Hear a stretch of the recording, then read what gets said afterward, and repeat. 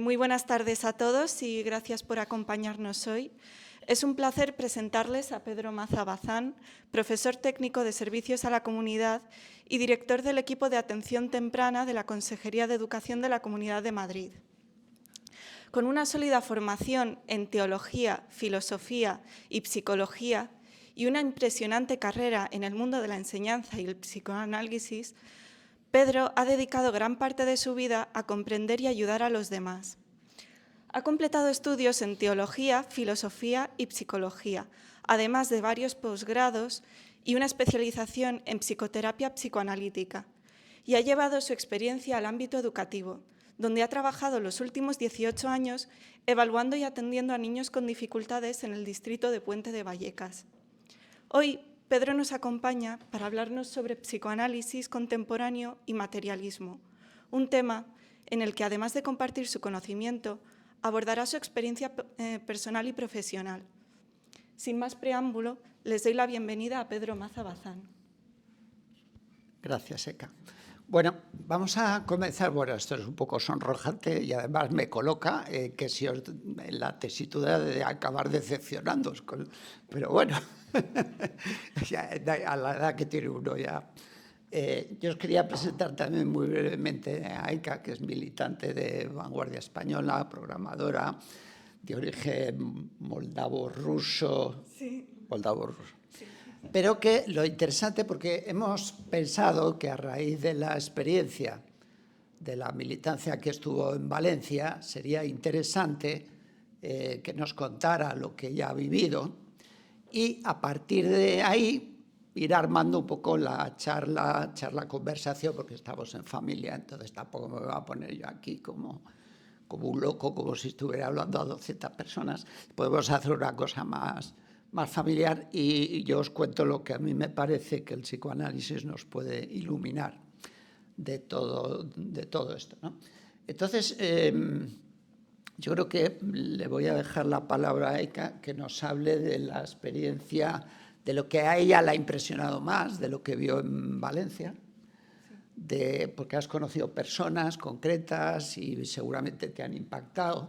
Es una experiencia que tiene que ver con el sufrimiento, que es un tema muy psicoanalítico, como intentaré mostraros. Entonces, un poquito, ¿qué te ha impresionado de este viaje y de los días que pasaste allí? Bueno, la verdad, muchas cosas. La situación que hay ahí, uno cuando llega, ya venimos, digámoslo así, informados de lo que nos vamos a encontrar ahí en Valencia. Hemos visto fotos, hemos visto vídeos, pero aún así impacta verlo en persona, impacta ver, pues eso, los coches en la calle absolutamente destrozados, las calles llenas de barro, el olor, eso sí que no lo podemos ver en las noticias ni en ninguna parte, un olor a alcantarilla, pues eso, a desagüe, bastante fuerte, obviamente en las zonas que están más afectadas. Después, pues eso, nosotros estuvimos ahí ayudando en la casa de una señora que estaba en un pueblo que se llama Chiva. Bueno, la casa, no estoy segura, creo que pertenecía ya al municipio de Cheste, que estaba ahí al lado, porque estaba bastante cerca de ese municipio. Y ahí pues habían ido simplemente a ayudar los voluntarios, unos chavales que habían estado limpiando. La verdad es que habían hecho un trabajo bastante impresionante, habían sacado un montón de barro, nos habían enseñado las fotos de cómo estaba antes. La casa, cuando nosotros llegamos, en la parte de afuera, en el patio, estaba absolutamente llena de escombros de todo lo que habían sacado de ahí, barro, muebles, sus enseres personales que ya no podían usarlos para nada. Y era bastante impresionante de ver. Las casas que estaban enfrente, ahí había un puente, pues al otro lado del puente estaban igual, con los escombros delante de la casa. Y bueno, aún quedaba barro por sacar ahí en el garaje de esta casa y bueno, lo que hemos visto también en la tele de las marcas de la suciedad que llegan hasta arriba del todo de las paredes, pues así estaba. Estuvimos ahí limpiando las paredes, estuvimos ahí sacando el barro, pero casi lo que más impacta en ese sentido es ver cómo están los afectados por esto. el sentimiento que ellos tienen que como de desesperación, de trauma, de estar en shock. Esta mujer que vivía allí, ella tenía unos cuantos hijos, que algunos de ellos habían venido con nosotros, otras personas también habían sido afectadas sus casas por la Dana, por el paso de la Dana. Y se les veía eso, habían estado desde que sucedió más de una semana sin comer, sin poder dormir, ahí, limpiando. La mujer tenía 81 años, Dominga se llamaba, y era eso, no era capaz de estar sentada sin hacer nada, sino que tenía que estar intentando limpiar o intentando hacer algo, porque ella sentía que no le parecía bien que viniera la gente de fuera a limpiar su casa, aunque ella había sufrido esa situación y al final necesitaba descansar y necesitaba reponerse de todo eso. Pero sí, eso la verdad es que fue muy impactante, y también fue muy impactante ver cómo se sentían estas personas de desesperación de haber perdido sus enseres personales, sus muebles, sus vehículos, etcétera, etcétera, de todo el trabajo que se iba a tener que hacer en la casa, porque ellos estaban sin agua, estaban sin electricidad, y que eso iba a tardar mucho tiempo en recuperarse y en rehacerse.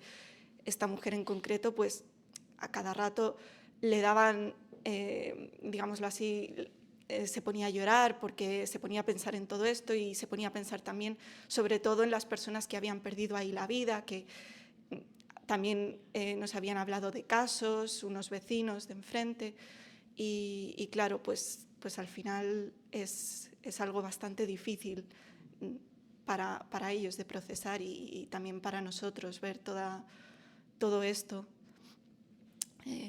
toda esta desesperación que están viviendo ahí las personas. Y otra cosa que es bastante impactante de ver es cómo las personas que han ido allí a ayudar, los voluntarios, han estado ahí trabajando. Siempre hay personas, aunque sea la minoría, que van ahí simplemente para hacerse la foto y ya está, pero en general las personas que conocimos nosotros ahí habían estado trabajando, pues eso, todo lo que pudieron. Los que nos habían organizado ahí, a los voluntarios, habían estado desde el momento en el que sucedió la catástrofe, gestionando, organizando, limpiando, repartiendo comida, haciendo todo tipo de labores, sin descanso.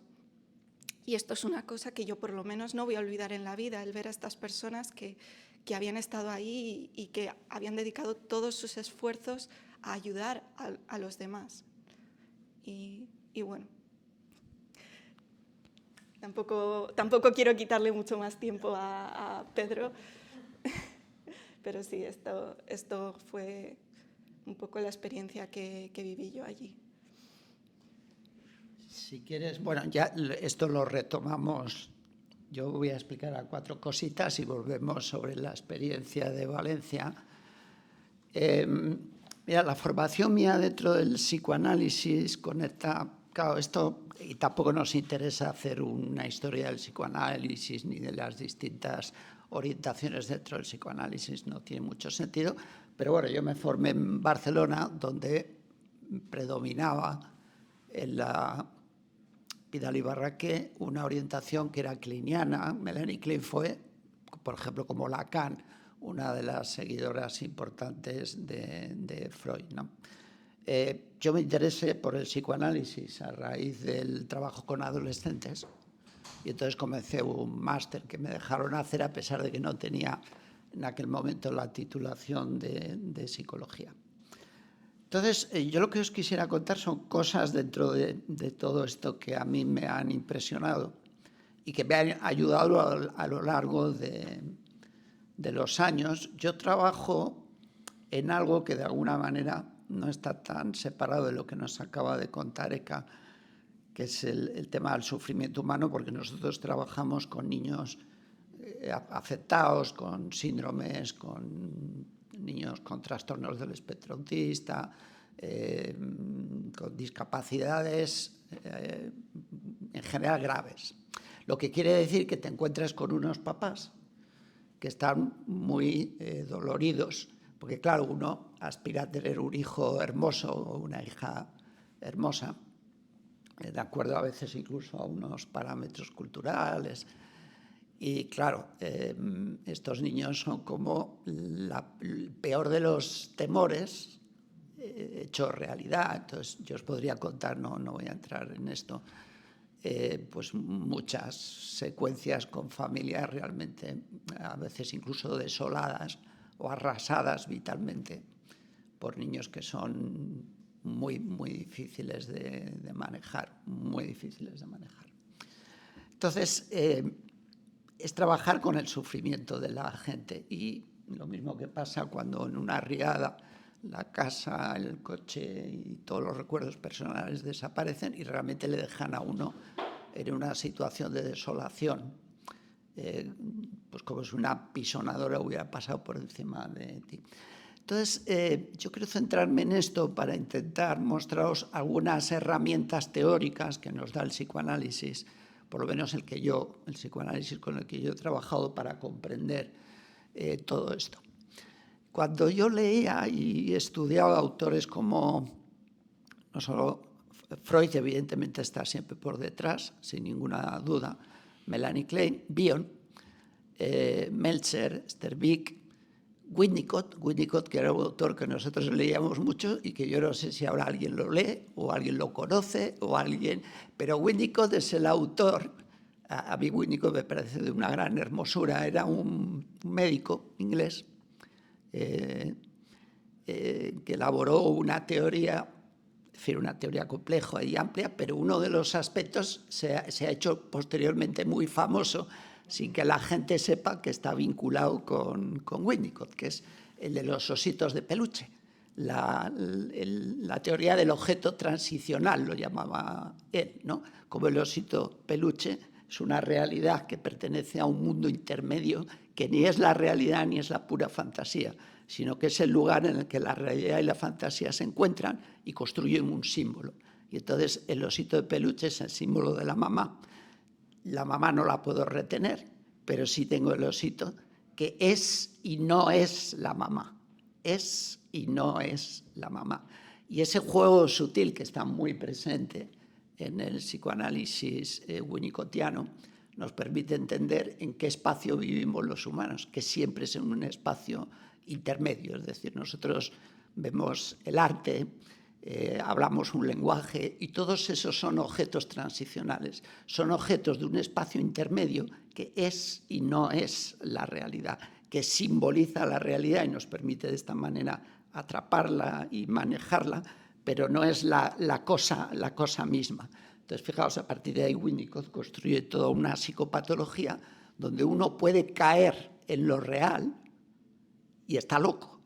Y uno puede quedar enganchado en la fantasía, que es el otro lugar, y está también loco. Y solamente en ese espacio intermedio, donde realidad y fantasía se encuentran, y donde la fantasía fecunda lo real y hace que lo real sea interesante, y de ahí el arte, la música, los libros, el lenguaje que es la inscripción de la naturaleza en el orden de lo cultural. Y eso es lo que nos permite vivir. Ni en una fantasía sin realidad, ni en una realidad sin fantasía. Siempre me acuerdo de Hegel cuando en una frase resumía el Quijote, que ya es difícil de resumir en una frase, pero Hegel lo hacía en una frase que a mí me parece maravillosa, porque decía, el Quijote es la fantasía sin realidad. Sancho Panza es la realidad sin fantasía. Y digo, mira, no hay cosa más winnicottiana que este análisis hegeliano del Quijote. Uno puede estar en una fantasía absolutamente desconectada de la realidad o puede vivir en un mundo plano donde no hay fantasía ninguna. Ahora bien, esta idea, fíjate, a mí Winnicott me parece realmente de una gran hermosura, de una gran elegancia en su pensamiento. Creo que es un autor que ya no lee la gente y de ahí la situación de devastación en que está la psicología, reducida a banalidades ya de autoayuda y a una serie de cosas que yo creo que realmente al final no ayudan en nada, ¿no?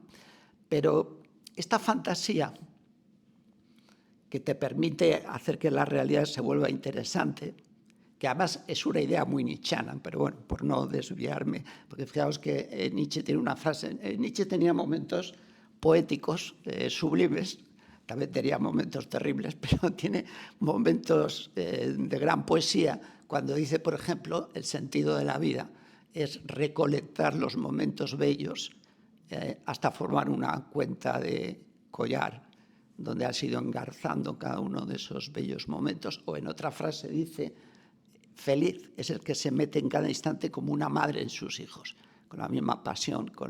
Bueno, veis ahí el enganche con Freud. Entonces, la fantasía nos viene de que alguien creyó en nosotros. Y aquí será o porque Freud era judío y Melanie Klein era judío y la mitad de todos estos eran judíos y tenían la Biblia por detrás, que la salvación siempre viene de fuera. Nadie se salva tirando de sí mismo como el conde este que quería sacarse del agua tirándose de los pelos. Uno no sale de una ciénaga tirándose de los pelos. Es el otro que te salva. Entonces, ¿quién tuvo entusiasmo con uno? La mamá. Y aquí no voy a ser políticamente correcto, no voy a empezar con mamás, con papás, con papis, con mames, y sobre todo porque sería pervertir completamente a todos estos autores que hablan de la mamá. Por lo tanto, la mamá.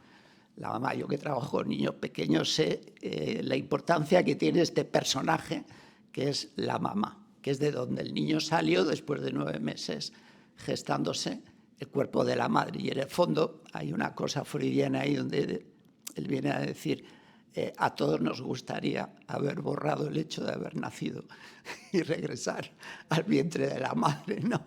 Y de hecho, bueno, en muchos cuentos y te comería y en muchas cosas está la idea de una reincorporación del niño al cuerpo de la madre, en los abrazos, en los arrullos, en las historias infantiles, esto está permanentemente. La madre que creyó en el niño, la madre que pensó que su hijo tenía futuro, la madre que estaba orgullosa de su hijo, creó la fantasía en el interior del niño. Y ese primer momento es imprescindible porque esa fantasía es el salvoconducto para no deprimirse en la vida. Eso lo necesitamos. Por supuesto, ya decimos que si la fantasía queda desconectada luego de la realidad o produce un narcisismo inflado, entonces, bueno, pues esto es caer en una de las dos direcciones que marcábamos antes. Ya se ocupará la realidad de volverle a uno humilde, y vaya que se ocupa, ¿no? Los que ya tenemos cierta edad, te miras al espejo y digo yo, la humildad te viene de vuelta. Entonces, pero el primer momento de fantasía lo necesitas, porque es lo que hará que uno tire adelante en la vida. Y esta es una de las funciones maternas fundamentales. Yo creo que, por ejemplo, en la cultura griega, que es algo que a mí me apasiona, la idea de la heroicidad está conectada con esto. Es decir, uno lee, por ejemplo, Virgilio, la Eneida o Homero. Y efectivamente, yo creo que el mensaje, si uno no es un héroe, uno no puede vivir, porque la vida es tan chunga y acaba tan mal, que realmente hace falta echarle... Es decir, el existir tiene un carácter heroico. Tiene un carácter heroico. Yo creo que esta es una de las... Y no se puede ser héroe si no hubo una madre. Hay un texto de Freud que habla de esto, ¿no? Creo que es sobre la infancia de Goethe. La madre de Goethe había tenido un montón de hijos, como era habitual en aquella época, y casi todos murieron, quedó al final solo Goethe. Y la madre se volcó en entusiasmo sobre el único hijo que había sobrevivido. Y hay una frase de esas maravillosas que tiene Freud, donde dice, ¿y qué no hará alguien que tuvo a la madre entera con todo su entusiasmo por detrás de él? ¿Qué fuerza no te da esa experiencia de haber sido amado de esa manera por una madre? Entonces, fijaos, todo esto os lo cuento porque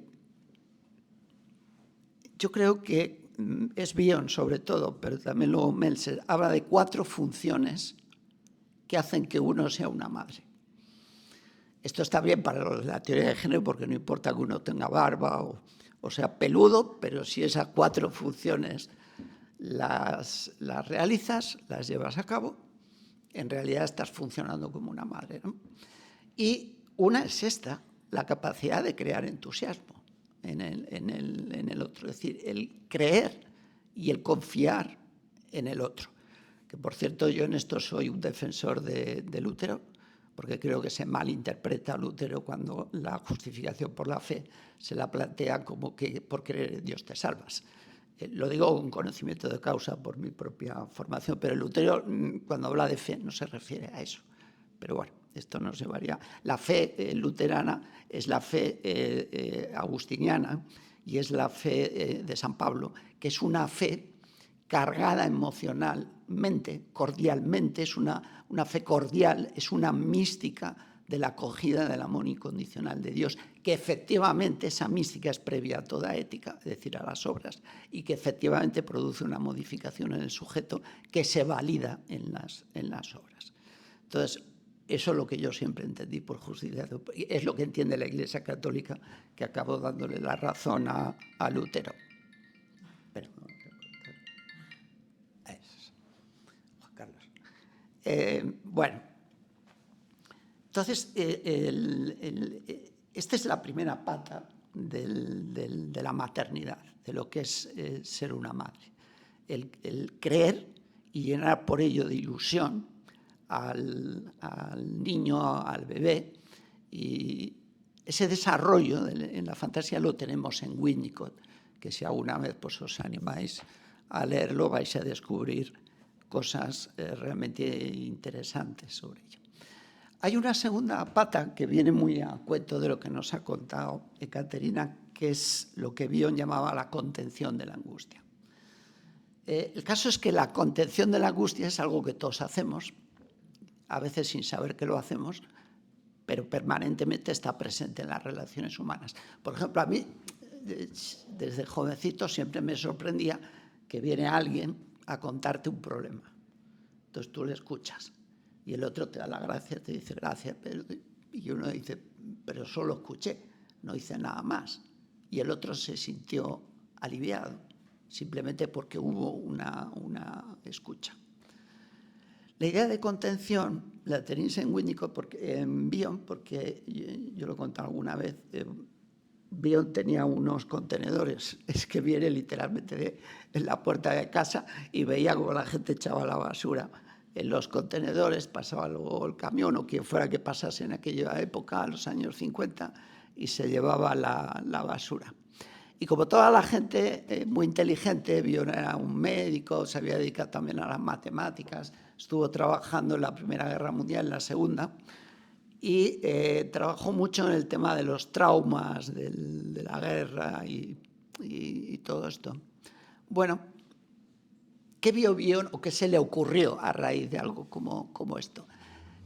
Él pensó que ya el niño pequeño, pero también el adulto, cuando se angustia, se siente lleno de un tóxico o de una basura psíquica, de la cual tiene que deshacerse. Porque si no, digamos, es un veneno que a uno lo mata. ¿Y cómo te deshaces de la angustia y de lo que te abruma?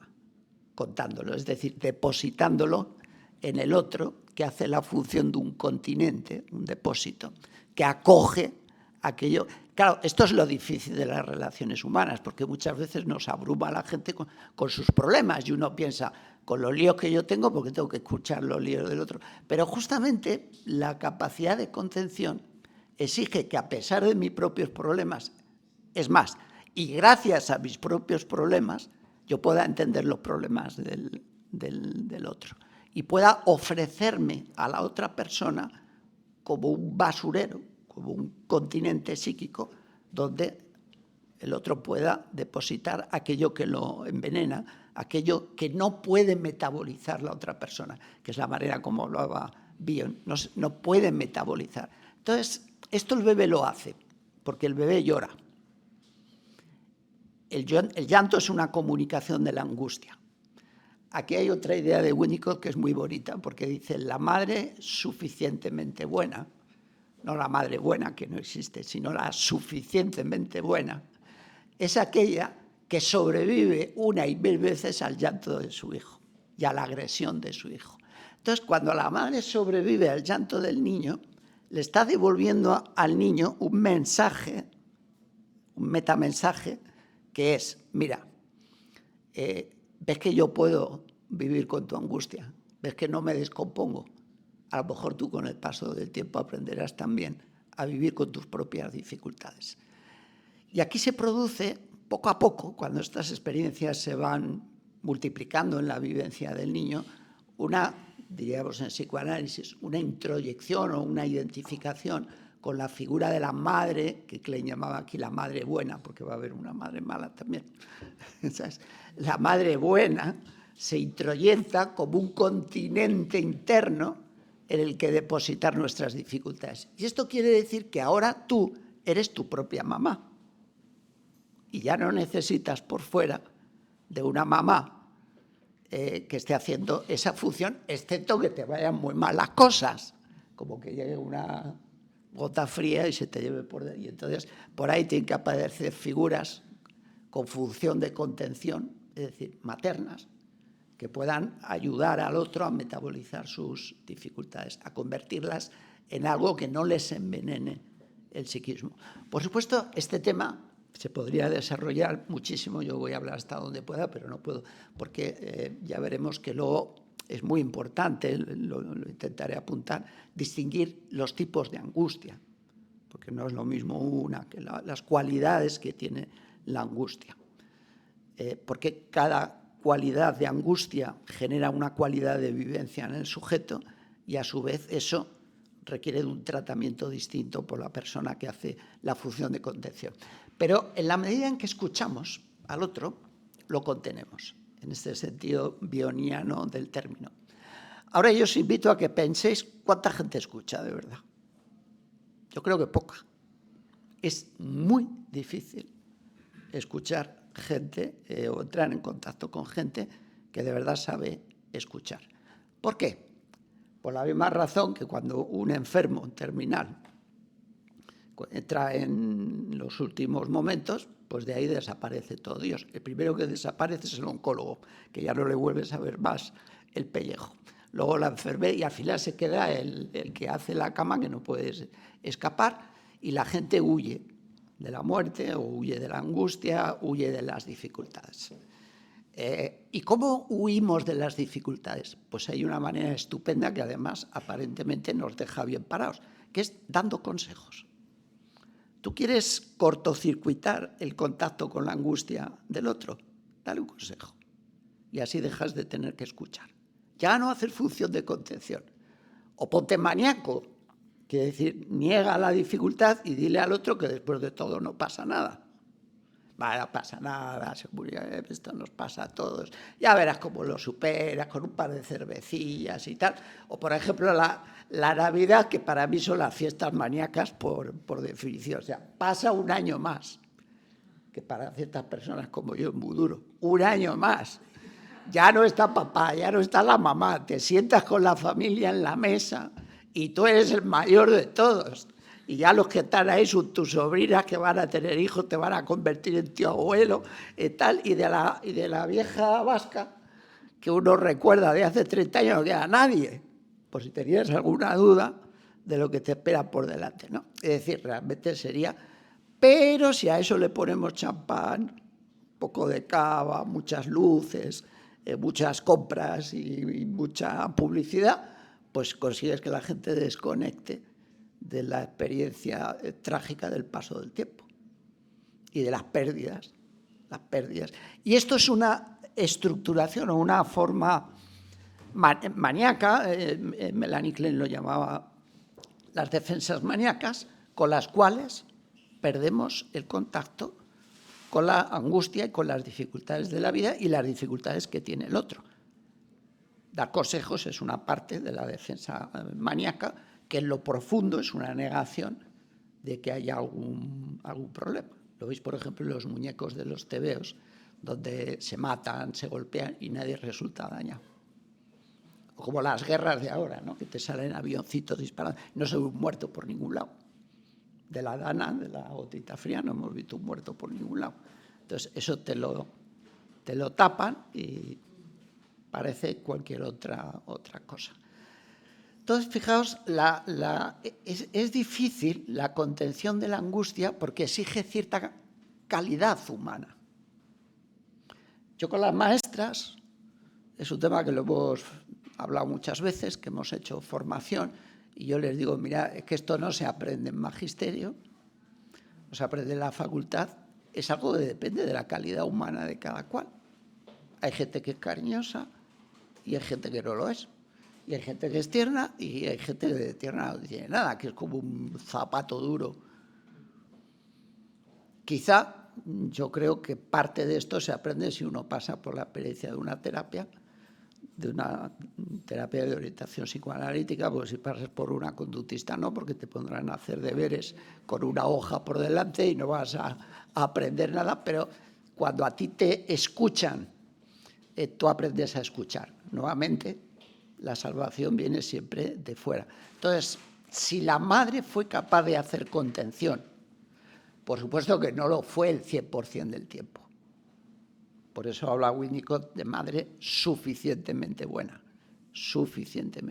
porque no hay ninguna madre, sería Pero si predominan, si las experiencias de haber sido contenido, por ejemplo, se hace contención con un bebé cuando se abraza al bebé, cuando se le canturrea, cuando se le mueve rítmicamente, cuando se le habla también con una cierta melodía, o se le canta. Todas estas funciones, si tuviéramos tiempo, se explicaría por qué.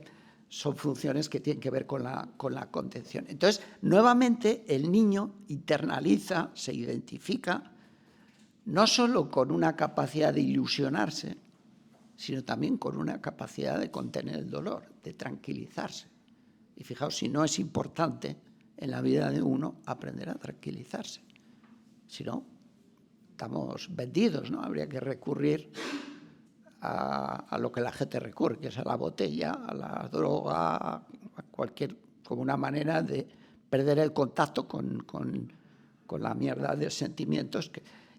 Esto es interesante, porque yo encontraba alguna gente, la encuentras, ¿no?, que ha leído muchos libros de autoayuda y tal, porque yo tengo derecho a expresar mis sentimientos. Digo, depende de qué sentimientos, porque hay una mierda de sentimientos que es mejor que no los expreses, ¿no?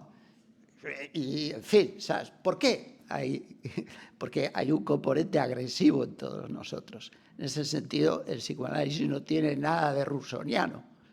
No creemos que el ser humano es bueno y que habría que volver al estado de naturaleza. A mí me hacía gracia porque, me tiene gracia, Voltaire decía que cada vez que leía ruso le entraban ganas de ponerse a cuatro patas, ¿no?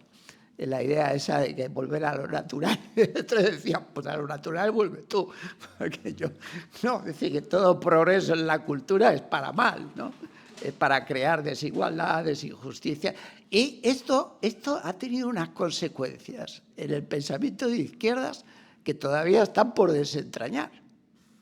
Y en el sistema educativo, bueno, el sistema educativo es abrumador, porque te dice la propia normativa que el niño sea el mismo. Pues si ese es el problema. Si ninguno de nosotros queremos ser nosotros mismos, si estamos siempre pensando cómo escapar de nosotros mismos. Por eso la gente viaja, a ver si escapa de ellos mismos. Solo que en cada aeropuerto te encuentras con tu yo esperándote. Y no hay manera, en realidad decía no sé quién, los viajes no existen. Uno no puede escapar de sí mismo, ¿no? Pero ¿por qué es difícil estar con uno mismo? Porque no solamente tenemos una capacidad de amar, sino una capacidad de odiar.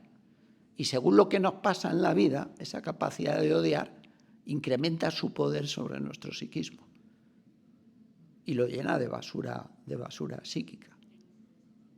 Y Klein insiste muchísimo en el papel que la agresión tiene en la vida del niño y del ser humano. Mucho. Entonces, la contención tiene que ver con la angustia, tiene que ver con lo que Freud llamaba pulsión de muerte, es decir, con la destructividad, que es autodestructividad y es destructividad del otro. Hasta el punto, lo voy a dejar solo, pues no sé cuánto tiempo llevamos, Lo voy a dejar solo apuntado, que realmente lo que es doloroso, es decir, esto es interesante, ¿no? Porque yo creo que Melanie Klein pensaba, no sé si fruto también de ese origen judío o bíblico, teológico, que el hacerse humano, es decir, el salir de la biología para ingresar en el mundo de la cultura y de la humanidad, no se podía hacer sin un gran monto de tristeza. Porque el ser humano, hacerse humano, significa tomar conciencia de todo lo que uno destrozó por el camino. Empezando por partes de uno mismo, es decir, cuando llegas a una cierta edad, la crisis del demonio meridiano con los 40 y tantos años, y empiezas a pensar en lo que hiciste de joven y dices, pero si fui un descerebrado, se lo hice casi todo mal. Si elegí la que no tenía que haber elegido y la que tenía que haber elegido la dejé escapar, y luego con este amigo dice no sé qué, me puse a estudiar una cosa que no tenía que ver conmigo, y dices, pero qué mierda de vida. ¿Sabes? Esto es muy común, te pones a rendir cuentas contigo mismo y descubres que estropeaste parte de tu propia vida, una parte importante de tu propia vida. Y hay un dolor que acompaña a esto, que Melanie Klein hablaba por eso de la tristeza del hacerse adulto, que por otro lado es una experiencia imprescindible para devenir humano y para que haya una posible corrección. Es decir, uno no mejora si no pasa por la tristeza de sentir que hay cosas que no hizo bien. Y a esta tristeza la llamaba Melanie Klein la angustia depresiva, que no es la depresión del DSM-5 de los manuales de psiquiatría, le puso ese nombre, confuso si se quiere, pero bueno, pensemos que Melanie Klein es una autora de los 50, 60. La llamaba angustia depresiva. ¿Qué es la angustia depresiva? La angustia depresiva es lo contrario de los paranoides. Soy yo el que pone en peligro a los demás y a mí mismo. Yo soy mi enemigo. Esa es la angustia depresiva. Y claro, en alguna medida esto es verdad. Es verdad, y se le ha reprochado a Melanie Klein que esto puede ser muy persecutorio.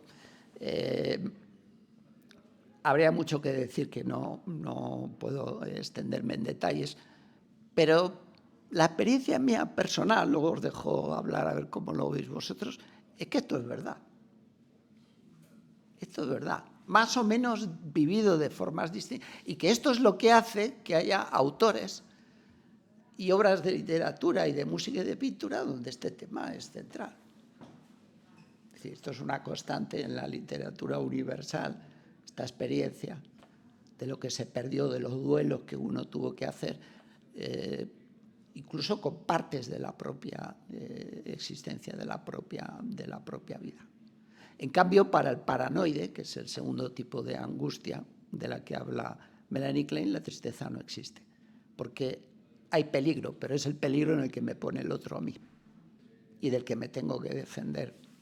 Y por lo tanto, aquí no ha lugar a la tristeza. Y este sería como el segundo gran tipo de angustia. Bueno, os voy a contar las otras dos y ya corto para que podamos hablar. Contener la angustia, fomentar la esperanza, amar, tercera función materna, amar, que es la aceptación, esto sí que es luterano, es la aceptación incondicional del otro. La aceptación incondicional del otro. Esto sería muy largo. Lo que por otro lado, no tiene que ver con el calvinismo, esto nos llevaría a... Es decir, sería un tema muy largo de explicar, pero a Calvino, que es un autor complejo, porque el otro día estábamos hablando de Calvino y dándole vueltas. Claro, la mayor operación de, ¿cómo diríamos?, disciplinamiento del ser humano se la debemos a Calvino. Es decir, el calvinismo no es un invento de Calvino, es decir, Calvino no lo sacó de la nada. Esto venía desde la Edad Media, venía fraguándose, pero ha tenido unas consecuencias monumentales en la cultura occidental, porque la idea es, tú te tienes que hacer valer para que ese éxito en la vida sea demostración de que Dios te eligió. Y entonces hay una operación a nivel masivo en Occidente de hacer que la gente se forme, que la gente adquiera una altura moral, que la gente trabaje, que la gente se eduque. Imaginaos la aparición del sistema de educación masivo para todo el mundo, etcétera, que tiene mucho que ver con la teología calvinista y que nos ha llevado a donde estamos ahora, con todas las ambivalencias y que queráis. Pero es un tema mayor. Entonces, bueno, el amor, la madre buena ama y con su amor pone coto al odio, que es la única manera de poner coto al odio. Es decir, si uno se siente más lleno de amor que de odio, está bien, tú controlas el vehículo, como cuando uno empieza a conducir. Si te sientes más lleno de odio que de amor, tienes un problema grave. Lo dejamos ahí porque nos llevaría muy lejos la reflexión. Y finalmente, y último, cuarta función materna es enseñar a pensar. Otra cosa que también nos llevaría lejísimos, pero la adquisición del lenguaje, el pensamiento y el lenguaje, que además es un tema lacaniano mayor, el lenguaje, inscribir la naturaleza del lenguaje, es el gran trabajo, uno de los grandes trabajos, tan difícil de hacer, cambiar los goces primitivos y primigenios por palabras, esa especie de estafa que le hacemos al niño que tiene una rabieta porque quiere los caramelos y lo consolamos con palabras. Dice, caramelos no tendrás, pero palabras todas las que quieras. Pero es la única manera de entrar en el mundo de la cultura, renunciar a los goces a cambio de palabras. Claro que como el ello siempre busca satisfacerse, al final lo tenemos que engañar con alguna otra cosa. Y lo engañamos con nuestros síntomas, lo engañamos con nuestros sueños, lo engañamos con una serie de cosas que convierten la vida, como decía Calderón de la Barca, en un sueño. La vida es sueño, y es verdad, es el sueño para engañar al ello, porque si no, no podemos vivir. Si no, no habría palabras. El ello no nos permitiría hablar, porque es una engañiza. Creo que me estáis entendiendo lo que quiero decir. Bueno, y aquí lo dejamos. Yo, en fin, mejor luego, si queréis preguntas y esto, pues lo hablo de lo que queráis. Sí. Bueno, yo quería hacerte por lo menos una pregunta antes de pasar a las preguntas de los presentes, y es que con lo que ha sucedido respecto a la Dana, ¿cuál crees que puede ser el papel del psicoanálisis en la gestión del trauma? Bueno, otra cosa que sería muy larga. Yo creo que si se comprende lo que he explicado del mecanismo de la contención, chapo. Es decir, que uno va a quitar barro de la casa de la señora que está todo el día llorando, como la niña de la que habla antes, está todo el día llorando, porque perdió no solo la casa, sino todo lo que significa la casa, ¿no?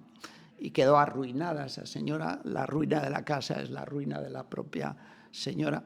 Y uno va no solo a quitar el barro, sino a acompañar a esta mujer y a convertirse en depositario del llanto y de la angustia. Porque claro, ¿qué sucede? Que el niño desvalido que todos fuimos reaparece permanentemente cuando se produce una experiencia de trauma. Volvemos a ser. El niño que fuimos nunca nos abandona. Una idea freudiana que me parece también clave. Cuanto peor estamos, más regresamos. Bueno, hasta el punto de que yo siempre me acuerdo, esos que llevaban al patíbulo, que había psicópatas que habían matado, los sentaban en la silla eléctrica y la palabra que decían antes de que los carbonizaran era mamá. Mamá. Como un bebé, ¿no? como un niño pequeño. Entonces, comprender el mecanismo de la contención y proponerse uno, llevarlo a la realidad, no es poca cosa, ¿sabes? Luego hay toda una teoría del trauma que también nos llevaría lejísimos a hablar de eso, pero yo esto ya lo daría y entender que por lo menos hay 3 tipos de angustia, que lo dijo, una angustia que tiene que ver con el caos, con la desintegración, una angustia que es paranoide, el otro es el culpable, y una angustia depresiva que es asumir la responsabilidad. Solo en este último caso hay sujeto, persona, porque solo hay persona cuando alguien asume una responsabilidad. El que dice yo soy responsable de mi vida y de lo que me ha pasado en la vida, ahí tenemos un sujeto. El que cree que todo le fue mal por culpa de los demás, ahí no apareció todavía el sujeto. Ahí no hay más que un escenario en el que se mueven fuerzas que lo zarandean como en la tragedia griega antigua, pero no hay sujeto. Y menos todavía hay sujeto si lo que hay es sensación de desintegración, en caso más primitivo. Vale.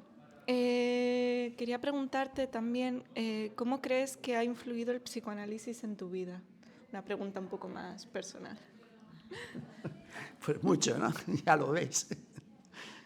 Primero, esto se nota por la pasión con la que uno habla del tema.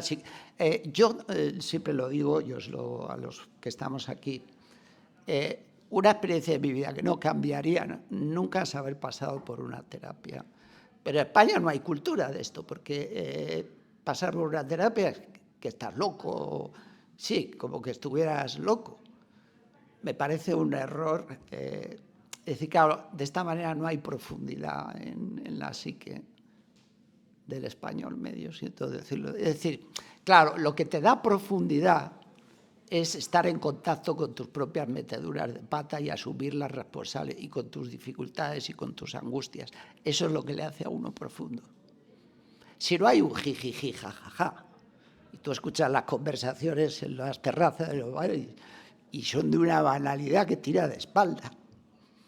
Está bien, no vas a ser todo el rato profundo, porque tampoco se puede estar en la profundidad permanente, ¿no? De vez en cuando te escapas a lo maníaco, como decíamos, pero es que aquí no ves más que una cosa maníaca por todos lados, nunca ves la profundidad por ninguna parte, ¿no? En cambio, los grandes autores, yo pienso en Bukowski, por ejemplo, ¿no? Que era un alcohólico, pero tú ves qué poesía, ¿no? Qué contacto cuando habla de la mujer que se le murió, cómo la describe cuando tiene una hija ya siendo mayor y la mira y dice, ya hay un sol en mi alfombra. Qué belleza, ¿no? Y qué empatía. Cómo puede usar todas sus dificultades para comprender mejor al otro. Ahí hay sujeto. Esa es la angustia depresiva de la que habla Klein, ¿no? Entonces, ese concepto, a mí esto me ayudó mucho, la contención, la ambivalencia. Otro concepto no he hablado, pero que es fundamental, que es que uno ama y odia a la misma persona. Que ese es el problema, uno de los problemas psíquicos por excelencia. Claro, tú te echas una novia, imaginaos, incluso en la mejor de las situaciones. Yo tengo 25 años. Me echo una novia de 22 años, estupendísima, guapísima, monísima. ¿La quiero? Sí. ¿La odia? También. ¿Por qué? Porque me eché una y ya tengo que renunciar a todas las otras. Y que no se me ocurra mirar alguna, porque voy a tener un pollo con la... Ya se ha producido, un padre tiene un hijo. ¿Lo quiere? Sí. ¿Lo odia? También. Porque el hijo... Hasta que no molestan a los hijos, que lloran por la noche y no te dejan dormir, les tienes que poner y no se van de casa y un montón y no son como tú quisieras que hubieran sido y no van a estudiar. Y lo mismo un hijo con el padre, por supuesto, con la madre, es decir, con la propia madre, que lo dio todo por uno, pero también era pesada y molesta y no sé cuántas cosas. Entonces, el amor y el odio conviven. Y se dirigen a la misma realidad, al mismo objeto, la madre, el padre, el no. ¿Sabéis la complejidad psíquica que hay ahí implicada? De hecho, el niño no lo ve así. Los niños pequeños tienen un objeto malo, una persona mala, y otra buena, y tienen separadas sus emociones, que eso es la posición esquizofrénica. Y lo veis en los cuentos, donde hay una hada buena y una bruja mala. Y entonces el niño puede tomar la teta de la mamá buena sin envenenarse ni atragantarse, pensando que esa misma mamá es la que otras veces no está ahí para atenderlo. Porque si pensara eso del mismo objeto del que está mamando, o sea, seguro que la leche se la atragantaba en la garganta. Entonces, la única manera de manejar la ambivalencia para el niño pequeño y para todas las mentes simples que en el mundo son y han sido, es separar los objetos. Entonces, una cosa es la madre buena, otra cosa es la madre mala. Una cosa es el niño bueno, otra cosa es el niño enfadado con la madre mala. Y se empiezan a agrupar las representaciones por parejas, como la Guardia Civil. Y de esta manera, el amor y el odio se mantienen separados. Como pasa en el mundo natural. El que está en peligro se separa de lo que le pone en peligro. No es más que una transposición de un mecanismo biológico al mundo de lo psíquico. Y esto daría también para mucho. Pero claro, en el trato con la gente, cuando uno trabaja de cara a la gente, te encuentras cantidad de cabezas que funcionan en esta dimensión paranoide, donde la culpa siempre es del otro, donde vives en un mundo de malos y buenos, sin matices. Pero coño, a veces sucede, no, a veces siempre sucede que la misma persona que me ayudó en un momento me jodió en otro. ¿Y qué hago yo ahí? Tengo que hacer justicia con el otro. Lo llamaba Melanie Klein la representación de objeto total. No como hace el paranoide, ahora te conozco de verdad, me has traicionado. Esa es la teoría del paranoide, que es la teoría del simple demente, diríamos, que puede ser muy inteligente a nivel cognitivo, pero simple emocionalmente, o diríamos, si hay inteligencia emocional, habrá idiotez emocional. Bueno, pues la idiotez emocional. Entonces, por ejemplo, la ambivalencia, la función de contención, el papel de la madre, el acabar llevándose bien con uno mismo, porque uno mismo también es complejo. Pero si estás a malas contigo mismo, tienes un problema muy grave, porque de ti no te vas a poder separar. Ya puedes viajar a Vladivostok, que llegas a Vladivostok y ahí estás contigo mismo. Claro, cuando en los libros de autoayuda dice la solución es que seas tú mismo, digo, pero ¿cómo va a ser esa la solución? Ese es el problema. ¿No? Y la normativa infantil de la legislación educativa infantil, y que el niño sea el mismo y que descubra lo mejor. ¿Pero de qué hablas? Claro, cuando se pierden a los grandes autores, como Freud, pasa lo mismo con Marx, en el otro terreno. Cuando se pierden a estos grandes autores, se cae en la banalidad, porque pierdes a los grandes pensadores. Y ya no te puedes apoyar en ellos. Si el problema es al revés, que nacemos, no querríamos haber nacido porque se estaba genial en el vientre de mamá, que es incluso un problema teológico, como todo en la vida, todo lo que es verdaderamente profundo son problemas teológicos. Entonces, no queremos convertirnos en carne, queremos seguir siendo Dios completos, con la mamá, sin necesidad de abrir la boca para que te alimenten, con la temperatura regulada, todo perfecto. ¿Y por qué me tienen que echar a mí de ahí? En fin, para que se vea. Pero sí, esa es la idea freudiana de que el ser humano es desvalido por... Hay que empezar por captar esto, ¿no? Entonces, a partir de ahí, yo siempre digo la frase bíblica, pero que debe ser que la frase bíblica estaba antes que todo lo otro, ¿no? Que es el pábilo vacilante no apagarás y la caña doblada no partirás. Que me parece l'esprit de finesse de Pascal, ¿no? L'esprit de finesse, el espíritu de finura. Es decir, si el otro te viene jodido, no la acabes de joder. Es decir, la caña doblada no rompas y el pábilo vacilante no apagues, que ya te viene jodido. ¿No? Esa ternura, como sucede, no solo está en la tradición bíblica, porque a mí, si veis Homero, esa escena de cuando el rey de Príamo viene a reclamar el cadáver de Héctor a Aquiles, y acaban los dos llorando en la tienda de Aquiles. Ahí lo tenéis. Los dos han tenido pérdidas, porque Aquiles perdió a Patroclo y le permite volver al campamento sin que le pase nada.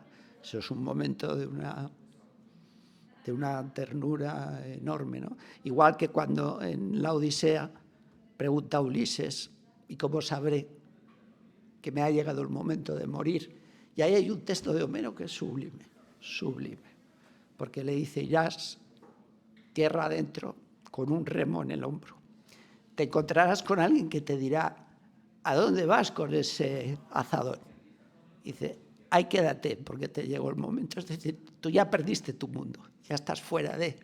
Y entonces ahí levantas un altar, le pides a los dioses y esperas que una muerte tranquila te llegue. Pero tú ya estás fuera del lugar.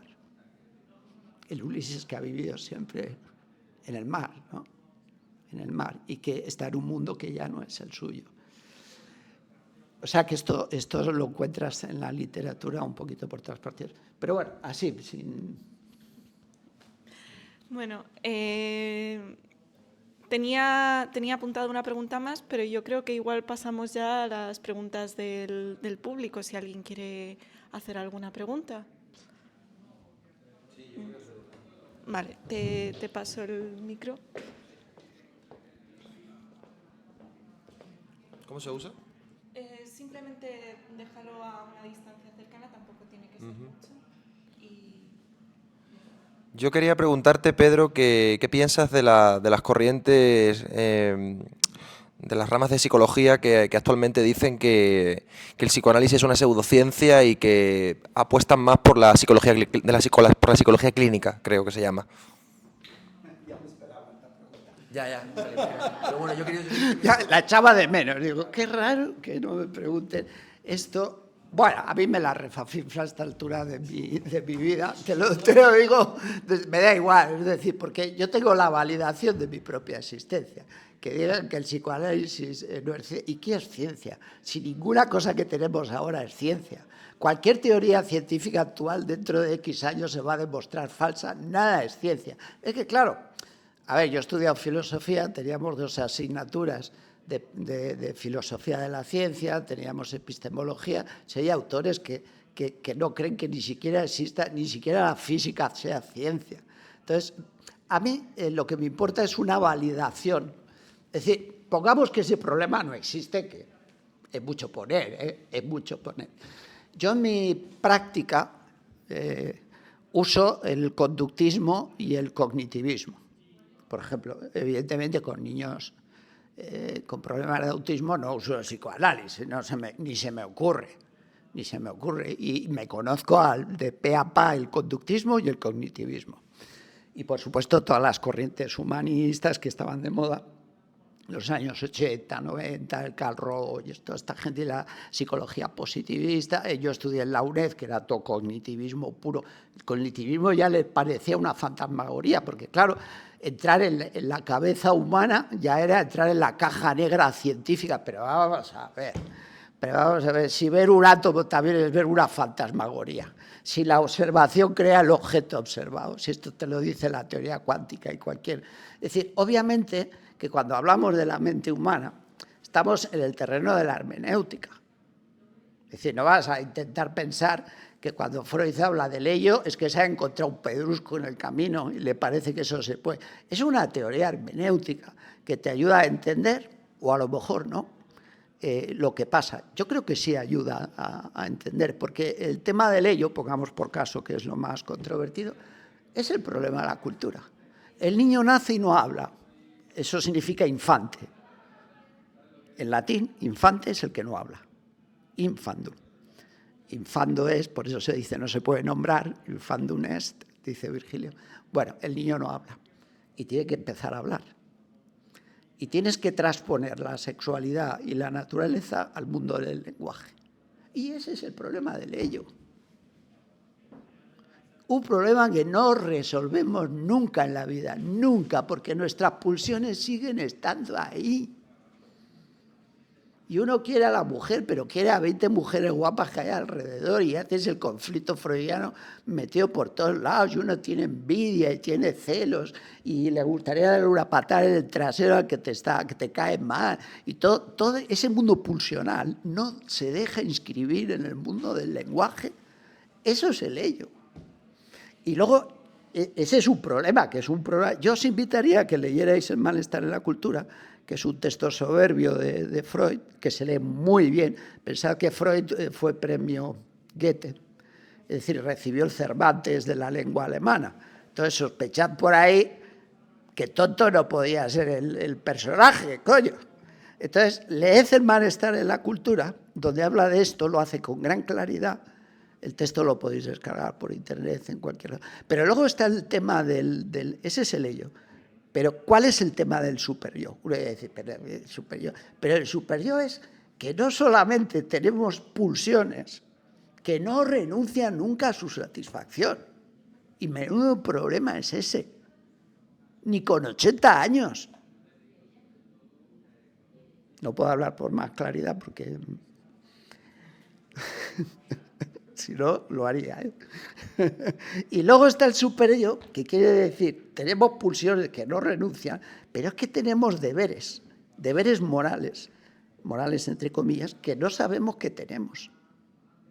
Pregúntale a un obsesivo, que tiene que caminar por la calle saltando las baldosas y tiene un deber moral que es una especie de burla del kantismo, que tiene la misma fuerza imperativa que el imperativo categórico kantiano, pero que se ha llenado de mierda psíquica.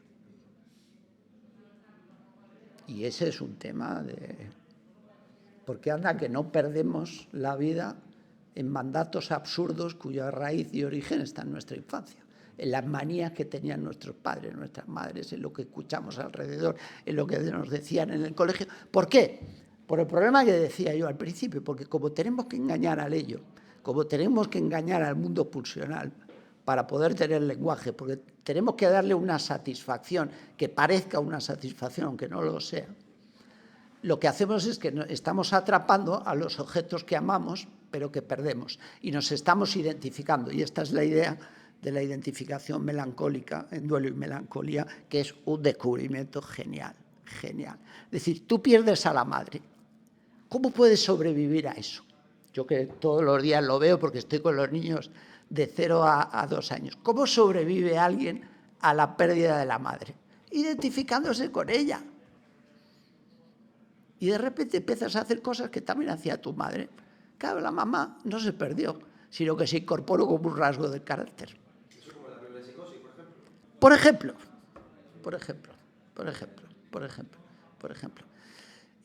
Pero todas las identificaciones funcionan de la misma manera y van moldeando. Y bueno, es lo que Melanie Klein, que yo decía antes, pero claro, que no tenemos tiempo, sobre lo que está construyendo la teoría de la madre buena y de la madre buena y de la madre mala, que es la misma madre, pero por imposibilidad psíquica, diseccionada, escindida en dos. El mundo del loco es un mundo escindido, que es la idea kleiniana, que resulta muy interesante. Tú ves una película de gente idealizada. Hay una cosa de Melanie Klein que a mí siempre me resultó divertida, cuando ella dice, la idealización esconde la persecución, que es hablando de cosas que han influido en mi vida. Claro, tú imagínate que me tienen que operar del corazón a vida o muerte. Entonces yo voy diciendo, no, el cirujano es buenísimo. Una idealización del cirujano, porque claro, si entras en el diciendo que el cirujano y que a veces alguno se ha quedado ahí y no ha salido, entonces sí, detrás de la idealización hay persecución, hay paranoia. El enamoramiento, que es una idealización, esconde paranoia por detrás. Esto habría que desarrollarlo. Pero claro, vas a poner tu vida en manos de otra persona. Más vale que creas que esa persona es, vamos, única en el mundo y que destruyeron el molde. Luego ya vendrá la realidad de decirte que no. Ese es otro problema distinto, ¿no? Bueno, creo que, es decir, a mí me vale. Yo es un debate que lo he escuchado muchas veces, estudié filosofía, ahora ya no me interesa un rábano ese debate, francamente me da igual si es igual. A mí me ha servido 40, 50 años de experiencia vital, para mí son una validación suficiente. Yo os recomiendo, si os interesa la cuestión esta epistemológica del carácter o no científico del psicoanálisis, el libro de Paul Ricoeur, que se llama... Eso es. Es lo mejor que hay, creo que lo han reeditado, porque antes no se encontraba. Es un libro, Ricoeur estuvo un año dedicado a escribir este libro. Ahí tenéis un debate sobre esa cuestión. Repite quizás el título para que lo podamos... Freud, una interpretación de la cultura de Paul Ricoeur, que es el famoso, no sé si ya es lo mismo, no sé si alguien lee a Paul Ricoeur, pero el autor famoso de esa idea de los 3 filósofos de la sospecha, que eran Marx, Nietzsche y Freud, los 3 maestros de la sospecha. Estos de Ricoeur, Paul Ricoeur, que yo me acuerdo en la época en que yo era un chaval, Ricoeur era de los popes que había que leer, yo no sé, es que ha habido tantos autores que han desaparecido, ¿sabes? Los Marcuse, los Ernst Bloch. No, sí, es así, es así. Yo no puedo decir, el psicoanálisis está realmente desaparecido de... En Argentina no, pero quitando Argentina. En España. En España sí, totalmente. Sí. En Francia yo creo que tiene presencia todavía. Por la CAM quizás. Sí. Pero yo quería comentar una cosa. Comenta. Un momento, que te pasamos el micro. A raíz de lo que preguntaste vos y lo que comentabas tú de Valencia y el psicoanálisis, ¿qué pasaría en esto, no? Si vos te fijabas, por ejemplo, en el lenguaje cotidiano, la vida cotidiana, utilizamos un montón de palabras que son psicoanalíticas, ¿no? Todo el mundo habla de represión, todo el mundo habla de identidad, ahora que está de moda la identidad de género, ¿no?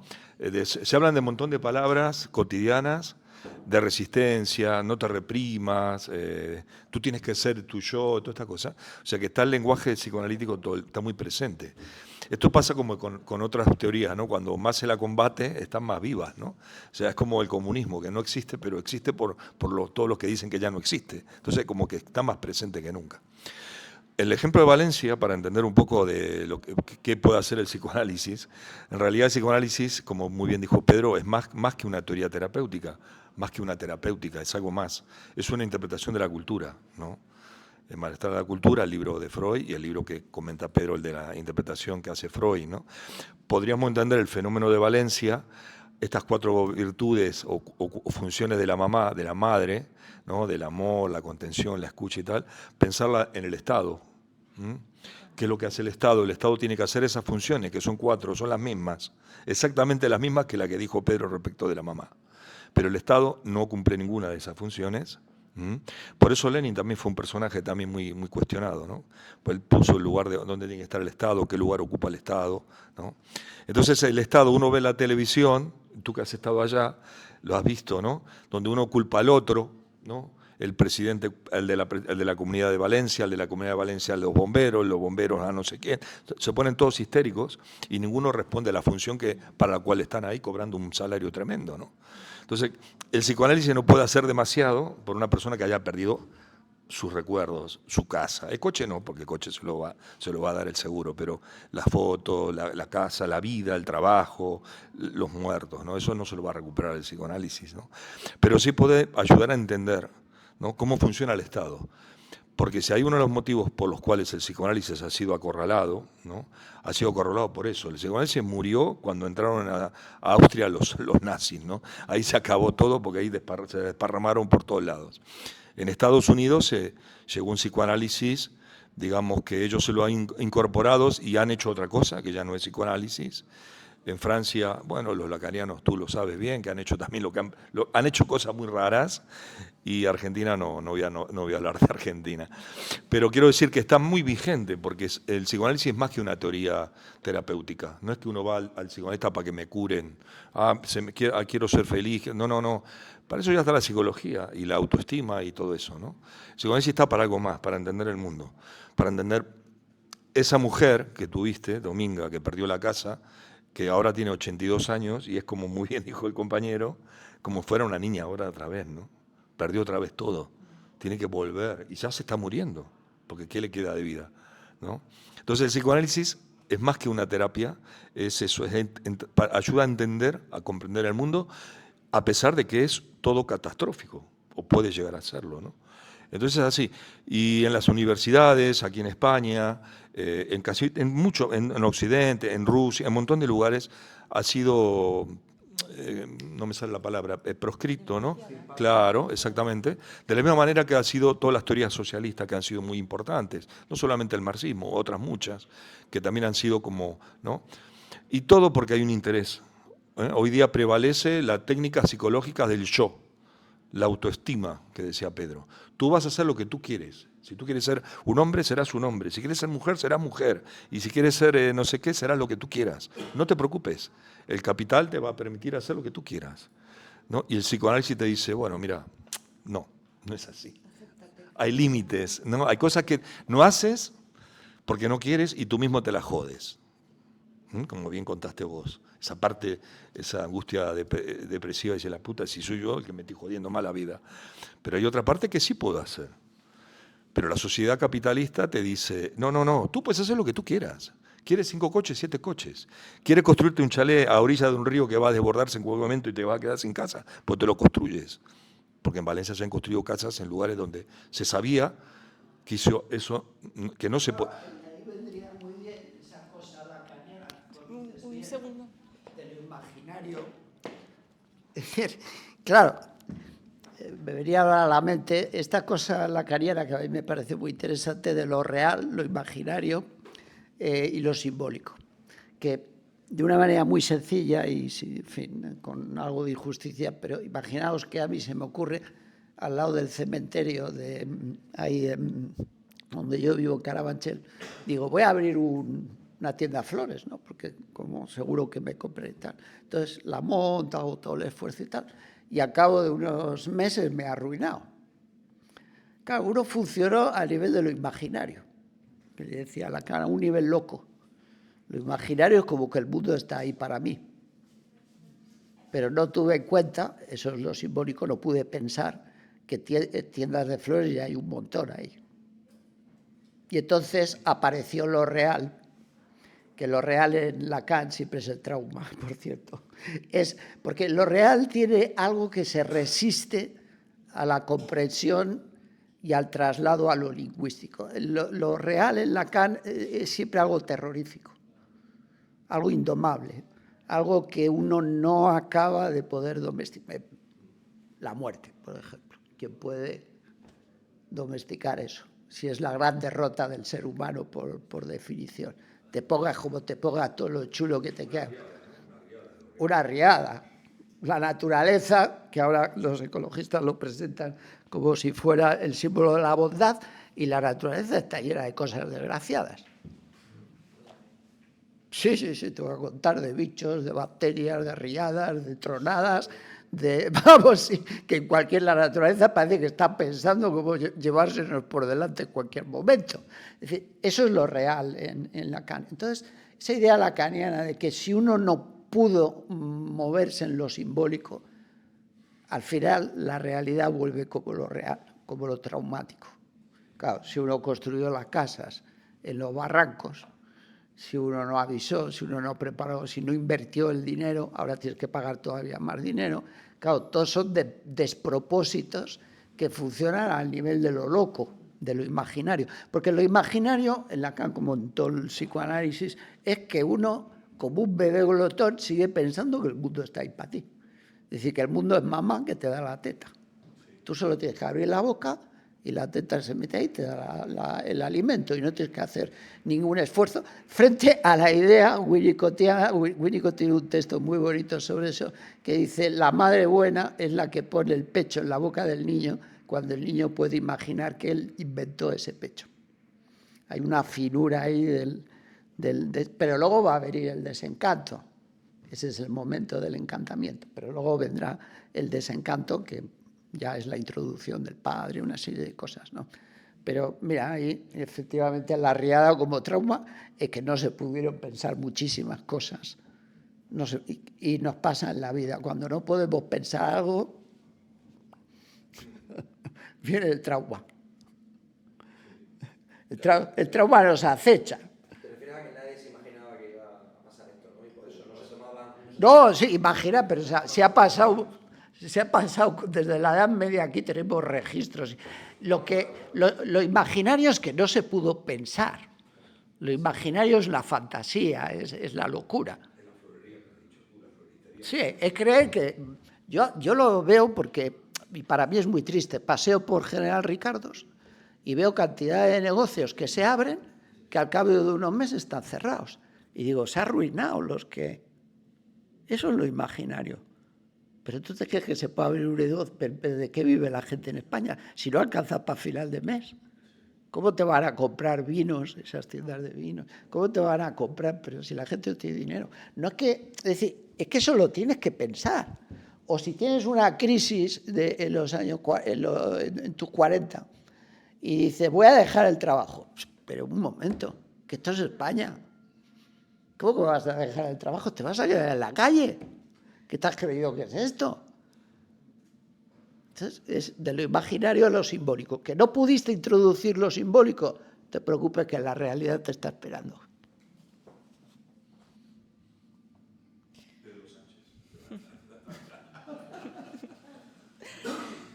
Bueno, no sé si alguien quiere hacer alguna pregunta más. Yo. Sí. Al público. ¿Os ha llegado? ¿Os ha interesado?